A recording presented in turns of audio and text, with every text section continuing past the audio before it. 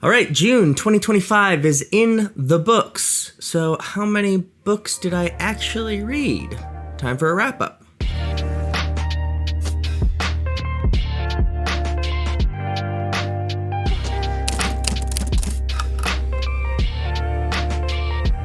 All right, welcome everybody. It is time for another wrap-up video, and as I said in my TBRs, I am going to both be doing books that I read and also media that I watched, because I want to talk more about what I watched as well on this channel. So before we get to the books, I'm going to take a quiet moment here and just say thank you to you as a BookTube community who have really been encouraging and given me an outlet during this month of June for both talking about reading and to get distracted from some real life things.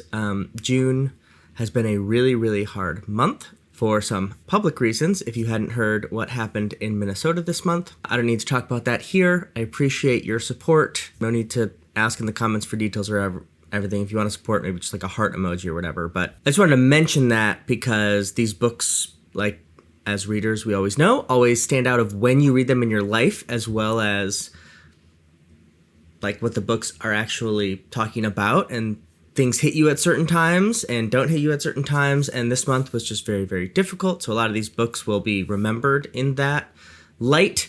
And also I wanted to say thank you to you all for giving an outlet. As many booktubers know, it's a really nice outlet kind of outside of our normal lives to do this on the internet. So yeah, without any real way to transition, let's talk about some books that I read this June. And the first two are Discworld books. Terry Pratchett's Reaper Man and Soul Music are two books that I read in June.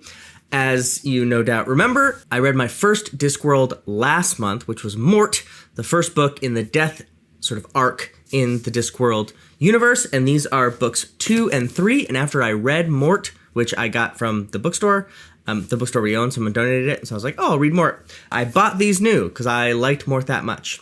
Honestly, neither of these, in my estimation, live up to the heights of Mort, which is still my favorite Discworld I've read. I've only read these 3.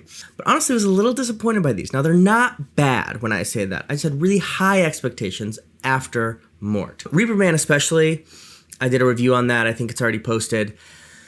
I just didn't jive with. There's one story about death himself or itself, again, sort of going off from his job and trying to experience agrarian life on a farm that is very interesting and funny and thoughtful. And then there's a secondary one with the professors from the Magical University at Ankh-Morpork, which was just like, I did not enjoy at all. So this was a tough one, and actually it took a couple weeks of sort of palate cleansing other books, which I'll get to in a second, where I could finally pick up Soul Music. I will have a review of this coming up. I don't think it's up yet, so look there for a more full thoughts on this book. But this was better than Reaper Man, not quite Mort. It's thicker. It's like 400 pages, which is not a lot in the fantasy realm, but it's a lot for Discworlds as far as I've read. And I liked this much better. Got to meet Susan, who I won't spoil who that is if you haven't read any of these books, but is a really fun character. And this is really a very boomer book in the sense of like, it's really like excited about rock music and what it did for the culture here in our world, and sort of have a fun riff on like doing that in another world. Like it really is sort of like reflecting on rock and roll in the 50s, 60s in our world, and probably very specifically like the English invasion, time of music, because Terry Pratchett is English. Rolling Stones, Beatles, kind of what that meant for the world and culture. And there's some interesting stuff in there, but there are also sometimes, as a millennial, where I was like, okay, we understand you think your time is the best time of all times. Still very enjoyable, and I laughed. So good, not great. For Soul Music, still have not found a Discworld book like Mort that sort of ascends to one of my faves. One of those palate cleansing books that I mentioned that was really fun and unexpected was A Study in Scarlet, which is the first book in the Sherlock Holmes universe. I didn't know this when I read it, but there's only 4 Sherlock Holmes books total, and this is one of them, the first one, Study in Scarlet, and then a bunch of short stories, or like medium stories, honestly, for some of them. Really liked Study in Scarlet. If you haven't read any Sherlock Holmes like I have, I would highly recommend it, especially if, and this is me as well, I've seen a lot of Sherlock Holmes media, like shows and TV shows and movies, but had never interacted with the print version of the character, and it was quite a fun adventure. I have a blog of my reading through that because there's some really interesting comparisons between Sherlocks of like our age on the screen and what is in print. And also there's one bonkers, it's not really a twist, it's just like the story goes somewhere. The motivation for the murder in this book is just so out there that if you haven't read it, I don't want to spoil it for you, but it is unexpected, very fun. I think it's like 120 pages, the book itself, so go read A Study in Scarlet. It's really good, and it's a classic. I also finally got back into the Malazan world by reading one of the Ice E.N.C. Esmont novels of the Malazan Empire, Stonewielder. I've never read this. I know people are always shocked that I haven't read some Malazan because I just love it so much, and I've talked about it so much on my channel. But after reading the Book of the Fallen, I read 2 of these novels of the Malazan Empire, Knives, Knives, Return of the Crimson Guard.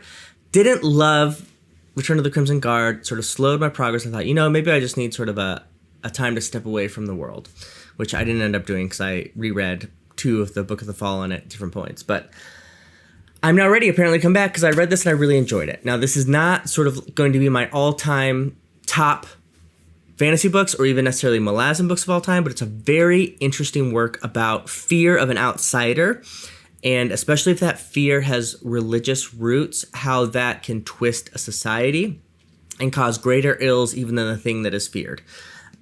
There's literally a wall to keep out people who want to migrate into a continent. It's like a key part of this story. So very, very pertinent to our times currently. And that really, that theme was so strong, something that I hadn't seen in Esmont books before, that it really helped me enjoy this book. I really liked it.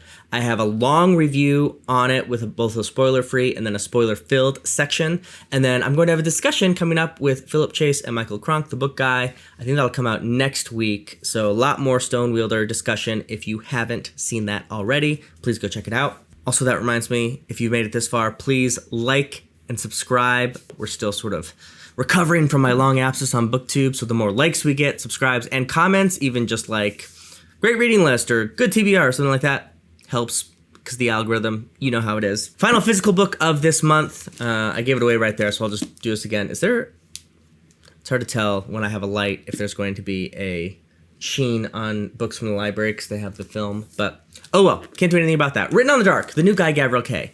This was my most surprising read by far of the month and might be my favorite. I think probably is going to be my favorite. It is short. It is about 300 pages, and it is typical Guy Gavriel Kay, which is it takes a historical situation in our actual world, in this case, France, roughly of the Middle Ages, and making a very compelling story.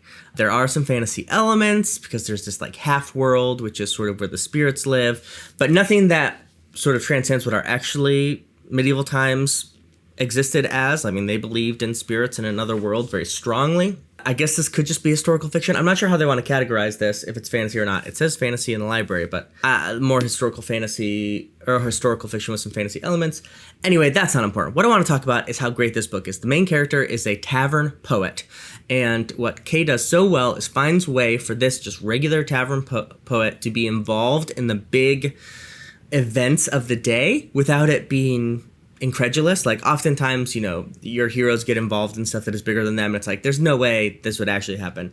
And in this, it happens very much, very frequently, and very well, very seamlessly. And the story is good. There's a little bit of a murder mystery. There's a little bit of court politics. There's a little bit of a love story. All of it works because Guy Gavriel Kay is so good, and he's so good at economy of word. But what I really love is what this book is at heart is a reflection on sort of the randomness of life, the precariousness of life, how random events can change us, how when we tell legends and stories, we forget a lot of the small things that happen or the minor characters that happen. And normally in books that do that, that's a darker twist, right? Like the story of King Arthur, but you don't know all the bad stuff he had to do or the people he had to kill or how he destroyed certain people's lives. Those sort of retellings happen all the time in our decades. But this is actually with a very sweet and resigned in a good way reflection of like that minor character that was just in that scene took a paragraph to tell us how he moved to another city and met a girl there and fell in love, but then died when he was 40 of an illness and a fever. Like, it takes time to emphasize that. The odd reality that we believe we are in complete control in our lives, where in many ways we are completely out of control in our lives. and making that this really wonderful thing that can lead to beautiful things while also can have harsh consequences that we also have to deal with in very human ways. I thought it was such a breath of fresh air. Not that I was in like a bad place, but just the writing is beautiful, the theme is beautiful, the reflection is beautiful. I loved being in this sort of faux France. I loved being in this poet's head for most of the time, and even the secondary characters are very fascinating. Things move very quickly. It's a great read. Written on the Dark, Guy Gavriel Kay, highly would recommend. I'll have a fuller review where I talk more about some of these details when I get my thoughts together. I finished it yesterday, so I haven't quite gathered my thoughts as I'm talking about it here. Really, really good.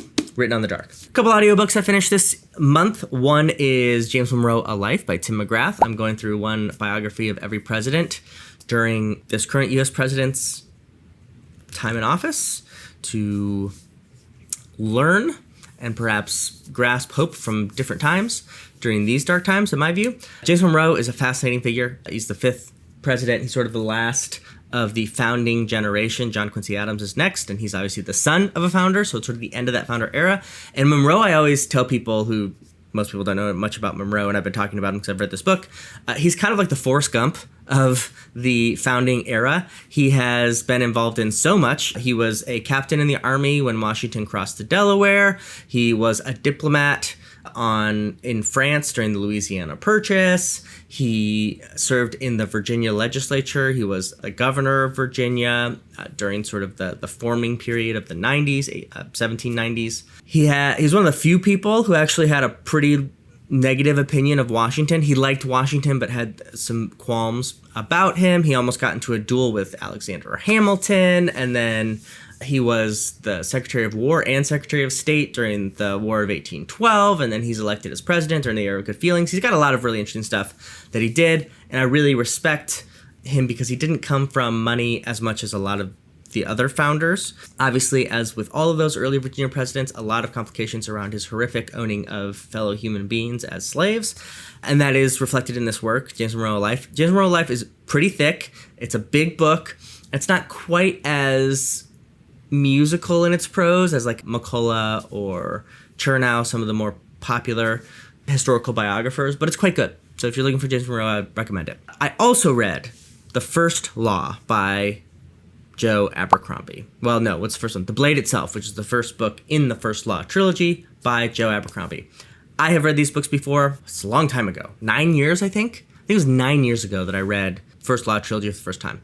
And I remember thinking, really good author, very fascinating, good ideas. It is fun how he twists some of the sort of classical fantasy tropes and caricatures and genre expectations generally, but found most of it hollow. And when I finished it, I was like, it's all right. I haven't really jumped into an Abercrombie excitedly since then. I have read Best Served Cold about 3 years ago on this channel, and that's when I was like, oh, Best Served Cold is a little better than I remember the First Law being. Maybe I should be interested in sort of this Abercrombie guy. And then, of course, the Age of Madness trilogy comes out, and everyone like raves about it, loves it. My friend Joanna had it like in the top 10 all-time books for her. And so I was like, you know what? I need to sort of buckle down, get back into this. And I probably need to remember a lot about that First Law trilogy and remember some of the stuff about it.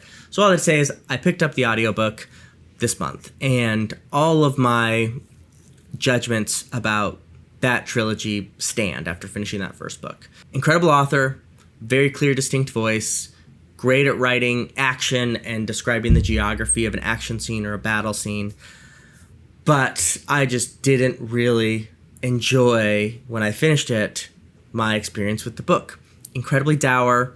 All of the characters feel very judgmental towards the world around them. Kind of either world-weary asshole or like young, naive asshole. And while he did twist some male tropes in the first book, a lot of female tropes, particularly like the manic pixie dream girl, is certainly evident in one character in particular.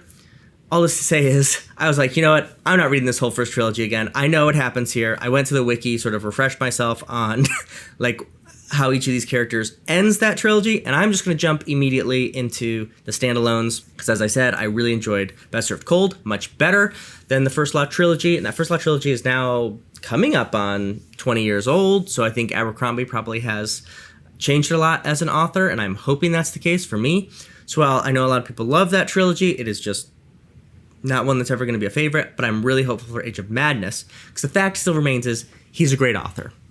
So I started The Heroes now, and that is what I'm going to do moving forward. And I think I'm actually going to make a video like summarizing the First Law trilogy now that it's fresh in my mind, in case I ever want to do that again, or someone else is like me and wants sort of to get through that initial trilogy to get to the other stuff. So maybe look for that video. Movies. Let's talk about them. I watched a ton of movies this month. I actually didn't look up on my Letterboxd how many I watched. It was a lot. I'm not going to look them up. It was a lot. Some highlights for June, because there's a new Wes Anderson movie that came out, The Phoenician Scheme, which I did see and thought was okay. I really like the aesthetic, but actually the execution wasn't what I wanted it to be, and the heart wasn't quite as intense. But that made me intense in a good way. But that made me want to go back and watch some of my favorite Wes Andersons. So I watched my top 2 Wes Andersons again, which is Grand Budapest Hotel. It's just a lovely movie from start to finish. And Asteroid City, which if you didn't see it, Asteroid City came out a couple of years ago during the pandemic. One of the best reflections on like living in our chaotic 21st century I've ever seen, and one particularly powerful scene between Jason Schwartzman and Adrian Brody that I cry at every time. It's fantastic. Some new releases I saw, 28 Years Later. I didn't really love 28 Days Later and 28 Weeks Later. I actually watched them also in June to catch up for this new release. But man, 28 Years Later is phenomenal. At the end of the day, it is not about zombies. It is about grief and the human existence in the face of death, always looming, is just tremendous. And you should absolutely see 28 Years Later. Even if you're a little squeamish around zombie stuff, yes, there's some zombie stuff in here, but the heart of the film is not a zombie bloodbath. The heart of the film is grief and a mother-son relationship and a father-son relationship, and the difficulties of living in light of death. It is so good. Would so strongly recommend 28 Years Later if you haven't seen it already.